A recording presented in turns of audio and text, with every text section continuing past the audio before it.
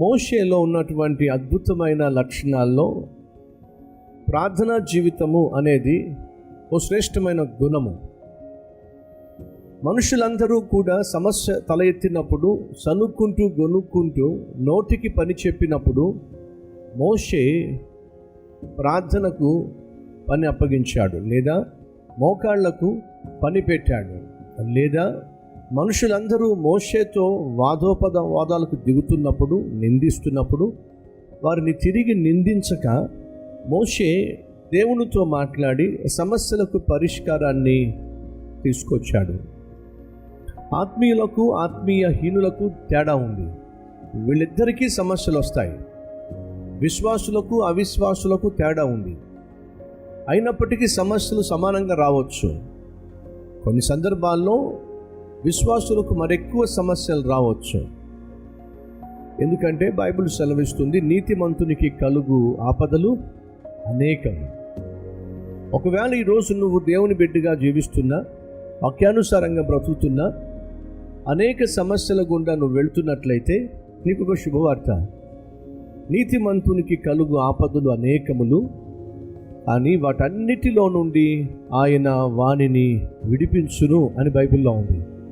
అనగా నీ జీవితంలో సమస్యలు ఎంత తీవ్రంగా ఉన్నా, అవి ఎంత పెద్దవిగా కనిపిస్తున్నా, వాటన్నిటిలో నుండి విడిపించుటకు చాలిన దేవుడు నీకున్నాడు. అది శుభవార్త. రెండవదిగా, ఇశ్రాయేలీయులు ఎప్పుడైతే దేవుని మాటకు లోబడి దేవుని ఆత్మకు సాదృశ్యమైన పగటి మేఘస్తంభము, రాత్రి అగ్నిస్తంభము వారి ఎదుట ఉండి నడిపిస్తూ ఉన్నప్పుడు, వారు దేవుని మార్గంలో నడుస్తున్నప్పుడే వారికి సమస్యలు వచ్చినాయి. దేవునికి లోబడినప్పుడు కూడా సమస్యలు వస్తాయి. దేవుణ్ణి ప్రేమించే వారికి కూడా సమస్యలు వస్తాయి. కష్టాలు వస్తాయి, అనారోగ్యము లేక వ్యాధి బాధలు వస్తాయి, ఆర్థిక ఇబ్బందులు కూడా వస్తాయి. ఉదాహరణకు మార్తా, మరియా, లాజరు యేసయ్యను బహుగా ప్రేమించారు. యేసయ్యను బహుగా ప్రేమించినటువంటి ఈ కుటుంబంలో సమస్య వచ్చి పడింది. యోహాను సువార్త మీరు చదివినట్లయితే ఒక్క మాట నేను చదివి ముందుకు వెళ్తాను. 11వ అధ్యాయం 1వ వచనం. మరియు ఆమె సహోదరి అయిన మరియా, ఆమె సహోదరి అయిన మార్తా అను వారి గ్రామమైన బేతనియలో నున్న లాజరు అను ఒకడు రోగి అయి ఉండెను. అలా రోగి అయి ఉన్నప్పుడు వాళ్ళు ఒక వార్తను పంపించారు. ఆ వార్త సారాంశం ఏంటో చూద్దాం రండి. 3వ వచనము. అతని అక్క చెల్లెండ్రు, ప్రభువా, ఇదిగో నీవు ప్రేమించువాడు రోగి అయి ఉన్నాడని ఆయన యొద్దకు వర్తమానము పంపిరి. బేతని అనేటటువంటి గ్రామంలో ఒక కుటుంబము యేసుక్రీస్తును బహుగా ప్రేమించింది, యేసయ్యకు ఆతిథ్యం ఇచ్చింది. ఆ కుటుంబాన్ని యేసుక్రీస్తు కూడా బహుగా ప్రేమించాడు. ఆ కుటుంబంలో ఒకే ఒక్క మగదిక్కు, తమ్ముడైనటువంటి లాజరు. అక్క చెల్లెళ్ళు అంటున్నారు, యేసు నీవు ప్రేమించు, మా తమ్ముడు రోగి అయి ఉన్నాడు. దేవుడు ఒక వ్యక్తిని ప్రేమిస్తే ఆ వ్యక్తికి రోగం రావటం ఏమిటి? దేవుడు ఒక వ్యక్తిని ప్రేమిస్తే ఆ వ్యక్తికి కష్టాలు రావటం ఏమిటి? మనందరినీ దేవుడు ప్రేమిస్తున్నాడు. మనందరినీ దేవుడు ప్రాణంగా ప్రేమిస్తున్నాడు. అన్నంత మాత్రాన మనకు కష్టాలు రావు, శ్రమలు రావు, ఇరుకు ఇబ్బందులు రావు, ఆర్థిక, మానసిక, ఆరోగ్యపరమైన సమస్యలు రావు అని అనుకోకండి. యేసు ప్రేమించిన ఈ కుటుంబంలో సమస్య వచ్చింది. యేసును ద్వేషించే వారి కుటుంబాల్లో కూడా సమస్యలు వస్తాయి. మరి రెండింటికి తేడా ఏంటో తెలుసా? యేసును ప్రేమించే వారి కుటుంబాల్లో, వారి జీవితాల్లో సమస్యలు వచ్చినప్పుడు ఆ సమస్యల ద్వారా దేవుడు తన నామాన్ని మహిమపరుచుకుంటాడు. ఎలా? ఆ సమస్యలకు శ్రేష్టమైన జవాబును వారికి అనుగ్రహించి.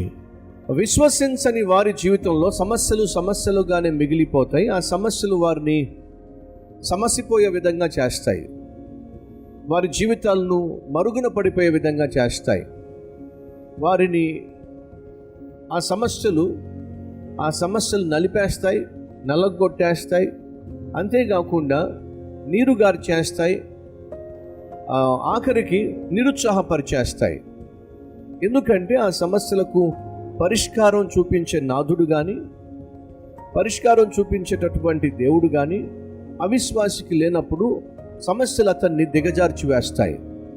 కానీ ఆధ్యాత్మిక జీవితంలో మర్చిపోకండి, మనం సమస్యను కలిగి ఉన్నప్పుడు ఆ సమస్యలను మనం దేవుని దగ్గరికి తీసుకొస్తే దేవుడు శ్రేష్టమైన జవాబు ఇవ్వడం ద్వారా తన నామాన్ని మహిమపరుచుకుంటాడు. ఇక్కడ ఒక సమస్య వచ్చింది. అది బేతనియా గ్రామంలో దేవుడు ప్రేమించిన కుటుంబంలో భయంకరమైన సమస్య వచ్చి పడింది.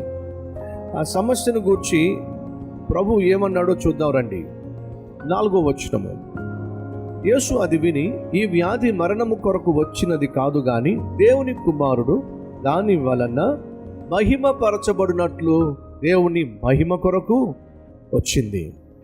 ఆధ్యాత్మిక జీవితంలో, ఆత్మీయ యాత్రలో మనం ముందుకు సాగుతున్నప్పుడు సహోదరి సహోదరులు, సమస్యలు కష్టాలు వస్తాయి. కానీ అవి వచ్చినప్పుడు మనం దేవునికి ఆ సమస్యలను అప్పగించినట్లయితే దేవుడు శ్రేష్టమైన జవాబు ఇవ్వడం ద్వారా తన నామాన్ని గణపరుచుకుంటాడు.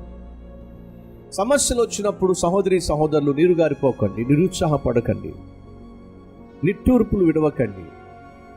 నిజాయితీగా దేవుని సన్నిధికి వెళ్ళి నిష్కల్మషమైన హృదయంతో, మనస్సాక్షితో, నిక్కచ్చిగా మీరు ప్రభుతో మాట్లాడి మీ సమస్యను చెప్పుకున్నట్లయితే నిశ్చయముగా దేవుడు దానికి జవాబిచ్చి తన నామాన్ని మహిమపరుచుకుంటాడు.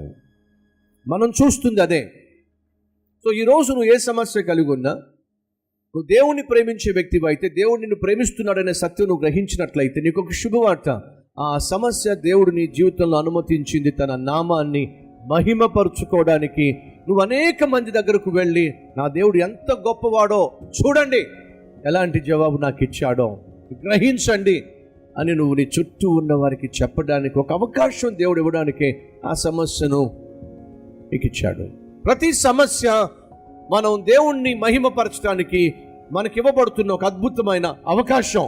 అది మనం దేవుని సంధికి తీసుకొస్తే జాగ్రత్తగా మీరు గమనించినట్లయితే, గ్రహించినట్లయితే, ఇశ్రాయేలులో దేవుడు చేసిన ఆశ్చర్య కార్యాలు, అద్భుతాలు, దేవుడు ఎంత గొప్పవాడో అటు ఐగుప్తీయులు గ్రహించారు, ఐగుప్తు చుట్టూ ఉన్న దేశాలు కూడా గ్రహించినాయి.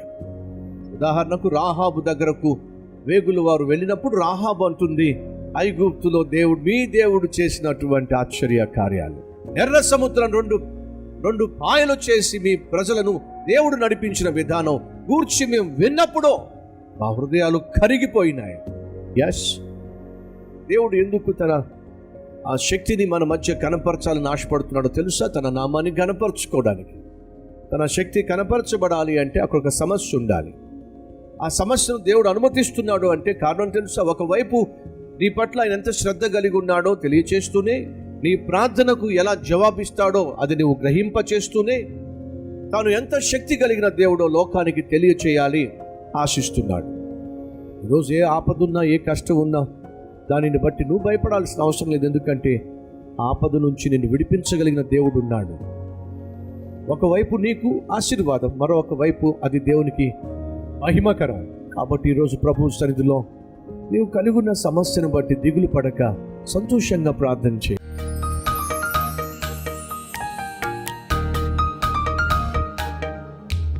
పరిశుద్ధుడా, నీ సన్నిధిలో మేము ప్రార్థన చేస్తున్నాం. ఈ సమయంలో మేము చేస్తున్న ప్రార్థన ఆలకించి మా అందరి జీవితాల్లో, మా కుటుంబాల్లో నాయన ఉన్నటువంటి ప్రతి సమస్యకు, ప్రతి కష్టానికి నీ నామ మహిమార్థమైన అద్భుతమైన జవాబును దయచేయండి. మా జీవితంలో ఉన్న ప్రతి సమస్య నీ నామానికి మహిమ తెస్తుంది. ఆ సమస్యకు మేము పరిష్కారము ప్రార్థన ద్వారా పొందుకున్నట్లయితే, ఏ సమస్యనైనా, ఏ కష్టమునైనా, ఏ వ్యాధినైనా, ఏ బాధనైనా, ఏ ఆత్మీయ బలహీనతనైనా, ఏ పాపమునైనా మా నుంచి తొలగించగలిగిన, మాకు విజయము దయచేయగలిగిన అద్భుతమైన దేవుడవు నీవే.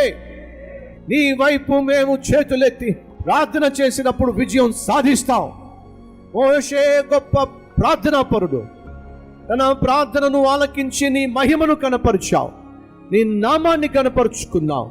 అలాగే నాయన మా ప్రార్థన ఆలకించి మేము ఒకవైపు నీ ద్వారా ఘనపరచబడి నీ నామాన్ని ఘనపరచాలి. అట్టి కృప దయచేయమని, నేను చేస్తున్న ప్రార్థన ఆలకించి మీ నామాన్ని ఘనపరచుకోమని, ప్రతి అవసరము మీ సమృద్ధిలో తీర్చమని యేసు నామం పేరట వేడుకుంటున్నాం తండ్రి. ఆమెన్.